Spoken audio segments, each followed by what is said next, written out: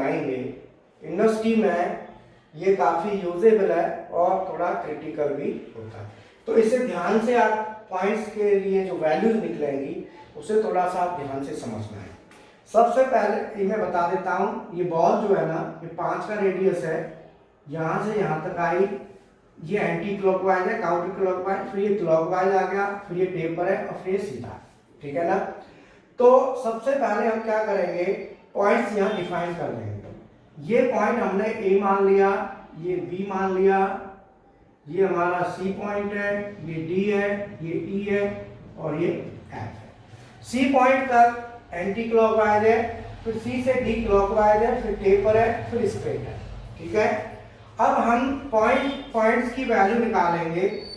तो सबसे पहले ए पॉइंट लेते हैं। ए पॉइंट क्या है, हमने थोड़ा पीछे रखा है और ये यहां से 2 mm पीछे जो फिर ये पॉइंट है, जो यहां से स्टार्ट होगा टूल हमारा रेडियस बनाना शुरू करेगा। तो ये जो पॉइंट है ये हम सेंटर पॉइंट मान के चलते हैं, ओरिजिन पॉइंट। तो इसको ओरिजिन मान लेते हैं। तो इधर हमारा हो जाता है x प्लस, नीचे x माइनस, और ये हो जाता है z प्लस, और इधर हो जाता है z माइनस, ठीक है ना।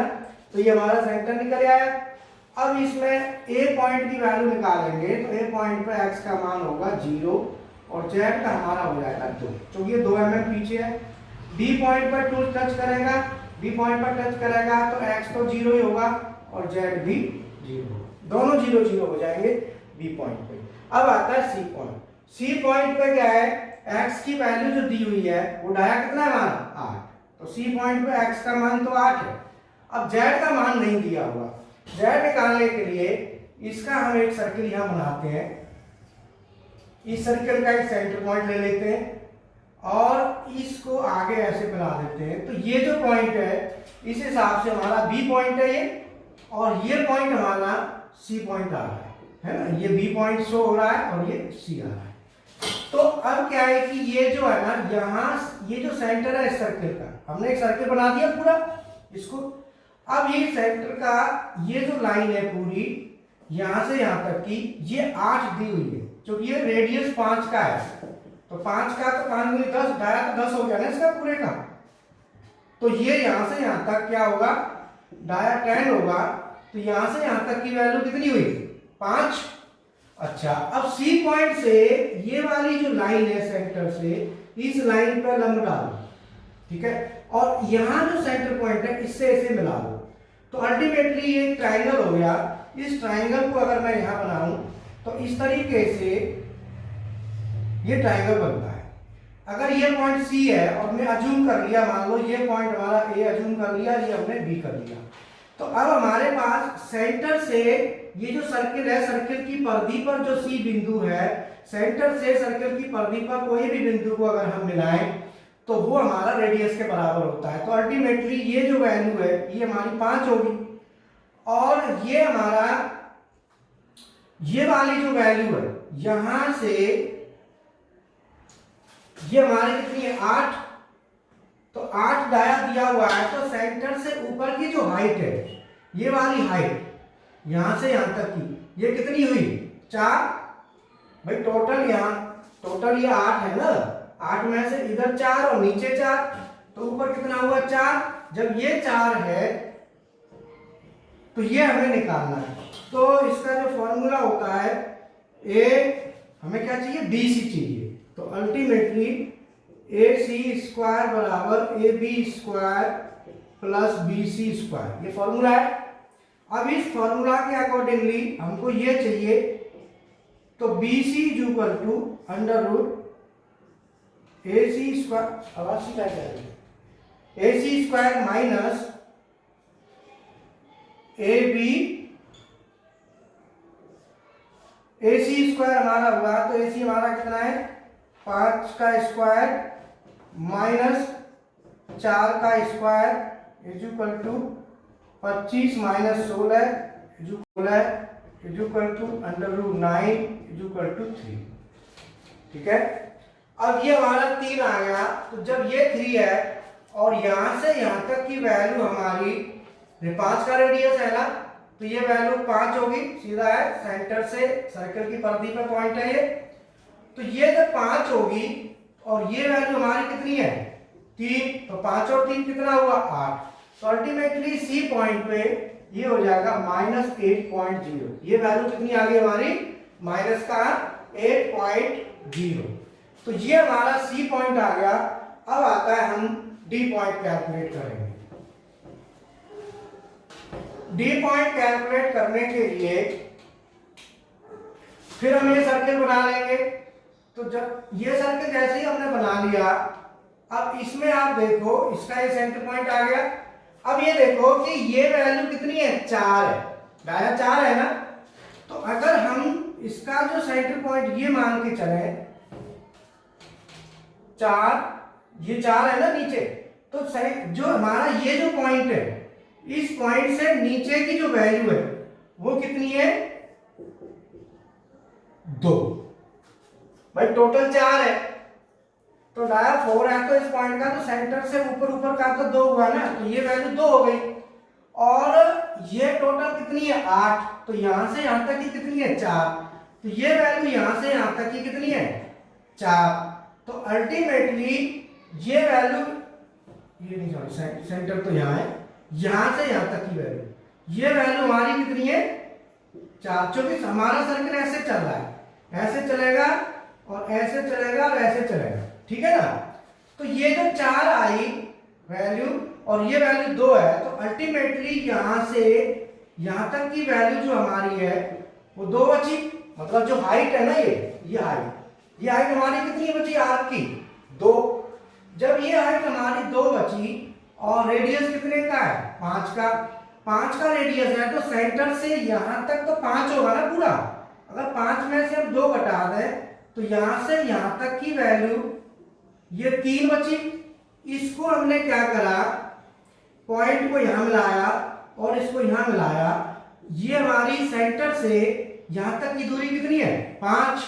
जब ये 5 है ये 3 है, तो एबीसी के हिसाब से फॉर्मूला फिर वही ट्रायंगल वाला लगा लो, राइट एंगल वाला फॉर्मूला में क्या होता है ए बी और सी। अब हमारे पास यहाँ पे ए सी कितना है 5, मान लो ए बी सी ये 5 हो गया, ये हमारे पास 3 है ए बी, तो A B is equal to 3। तो हमको बी सी चाहिए, तो B C is equal to under root 5 का स्क्वायर माइनस 3 का square is equal to under root 25 minus 9 is equal to under root 16 is equal to 4। तो ultimately ये value हमारी 4 आ गई है ना। जब ये हमारी 4 आ गई तो ये सेंटर से इधर इतना 4 है, तो 4 ही इधर का होगा, तो टोटल 8 हो जाएगा ना। तो अल्टीमेटली ये वैल्यू हमारी कितनी हो जाएगी 8। तो ये जो 4 हमारी निकल के आई है, 4 वैल्यू जो निकल के आई है और 4 और 4 8 हो गया, तो अल्टीमेटली ये जो हमारा निकल के आया डी पॉइंट, x तो हमारा 8 ही होगा, डी पॉइंट पे x तो 8 होगा और z की जो वैल्यू होगी वो हमारी हो जाएगी 4 और 4 8 ये और 8 ये, तो माइनस का 16.0।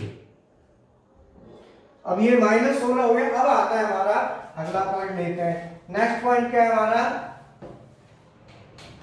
ई पॉइंट। अगर हम ई पॉइंट की बात करें तो ई पॉइंट पे हमारा x कितना है 14 14.0।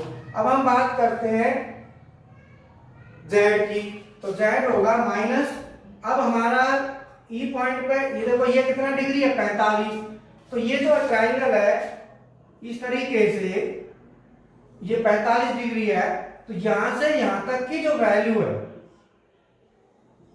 45 डिग्री है, तो 45 डिग्री में ये वैल्यू हमारी कितनी है, कितना है हमारा 14, तो 14 का आधा कितना हुआ यहां से यहां तक 7 में से ये कितना है भाई हमारा कितना है ये डाया 4। तो अब हमें ये जो 8 है ना डाया इस पॉइंट का, इस पॉइंट पर डाया कितना है 8, और इस पॉइंट पर डाया कितना है 14, तो 14 में से 8 गए तो कितना बचा भाई, ये यहां से यहां तक 14 है और यहां से यहां तक का हमारा 8 है, तो 6 बचा, तो 6 में से 3 ऊपर 3 नीचे, तो अल्टीमेटली ये हो जाएगा 3। अगर ये 3 है और तो 3 हो जाएगा ना, तो 3 हो जाएगा तो ये भी हमारा कितना होगा 3, क्योंकि एंगल कितना है 45, तो tan 45 डिग्री इक्वल टू होता है h अपॉन l और tan 45 का मान होता है 1, तो h is equal to l। इसका मतलब ये हुआ कि हाइट और लेंथ दोनों बराबर होंगी, तो ये 3 होगा, तो 3 और अगर हम जोड़ देते हैं इसमें तो -19.0 होगा। और F पॉइंट हमारा, F पॉइंट पर डाया 14 है और Z हो जाएगा माइनस का 40.0। तो अल्टीमेटली ये हमारे पॉइंट्स कैलकुलेट हो गए। अब इन पॉइंट्स के आधार पे हम प्रोग्राम बना लेते हैं। तो मान लो O10 10 नंबर प्रोग्राम ले लिया हमने, N1 G40 G80 G28 U0 W0 T03 03 tool चला दिया, ऑप्शन ले लिया, M03 S1500 स्पिंडल हमने चालू कर दिया। इसके बाद अब हम ये प्रोग्राम की जो वैल्यूज है पॉइंट, ये सारी वैल्यूज लिखेंगे। इसके लिए पहले हम कोड यहाँ पे डिफाइन कर देते हैं। ए पॉइंट के लिए लगेगा G0, बी पॉइंट के लिए लगेगा G01, सी पॉइंट के लिए लगेगा G03, डी के लगेगा G02, ई के लिए लगेगा G01 और एफ के लिए लगेगा G01। ये कोड हमने बता दिए। इन कोडों के हिसाब से सबसे पहले G0 x की वैल्यू कितनी है 0, z की वैल्यू कितनी है 2, इसके बाद G01 x कितना है 0, z कितना है 0, फिर ले लो 0.1 की, इसके बाद G03 x कितना है 8.0, z कितना है -8.0, r हमारा कितना है 5.0, फिर 0.1, इसके बाद G02 x कितना है 8 x कितना ही रहेगा, z -16.0, r कितना है 5.0, फिर 0.1, इसके बाद G01 x 14.0, z -19.0, फिर 0.1, इसके बाद G01 x 14.0, z -14.0, फिर 0.1। इसके बाद आएगा M03 स्पिंडल को बंद कर दो, तो पहले ऊपर ले जाओ, तो G28 U0 W0, इसके बाद M05 और M30। ये आपका कंप्लीट प्रोग्राम हो गया। तो ये कैलकुलेशन को आप देखेंगे, निकालेंगे तो आपको क्लियर समझ में आ जाएगा। ठीक है, तो मैं फ्रेंड बता दूं कि हमारा क्या है कि प्रैक्टिकल क्लासें अभी नहीं चल पा रही है, तो अभी ऑनलाइन क्लासें ही दे रहे हैं। तो काफी बच्चों ने ज्वाइन भी किया है, जो पुराने बच्चे हैं वो भी अपना वो करें, बात संपर्क कर लें।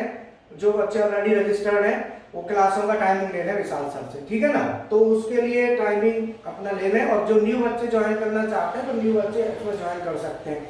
हमारी फीस काफी नॉमिनल है, कोर्स में काफी कुछ सिलेबस है, जिसमें CNC programming, BMC programming, CNC macro, BMC macro, Delcam, AutoCAD, industrial drawing भी पूरा इसमें आ जाता है। मैं बता देता हूँ, सिलेबस दिया हुआ है सारा, वहाँ से शायद आपको कम दिखेगा।